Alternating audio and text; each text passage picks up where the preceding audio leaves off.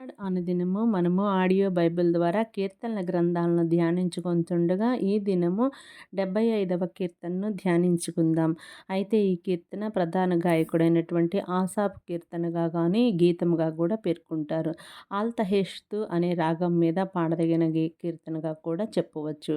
దేవుని న్యాయం గురించినటువంటి వర్ణనగా కూడా ఈ గీతాన్ని ఆలపించవచ్చు. అయితే 75వ కీర్తనను ధ్యానించుకుందాం. దేవా, మేము నీకు కృతజ్ఞతాస్థుతులు చెల్లించుచున్నాము. నీవు సమీపంగా ఉన్నావని కృతజ్ఞతాస్థుతులు చెల్లించుచున్నాము. నరులు నీ ఆశ్చర్య కార్యములు వివరించెదరు.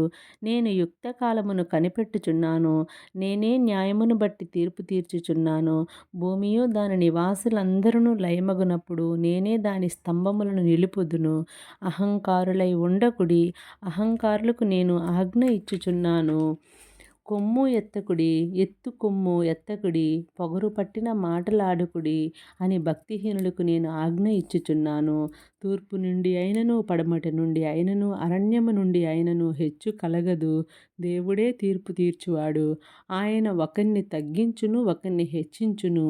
యెహోవా చేతిలో ఒక పాత్ర ఉన్నది, అందులోని ద్రాక్షరసం పొంగుచున్నది. అది సంభారముతో నిండి ఉన్నది. ఆయన దానిలోదిని పోయిచున్నాడు.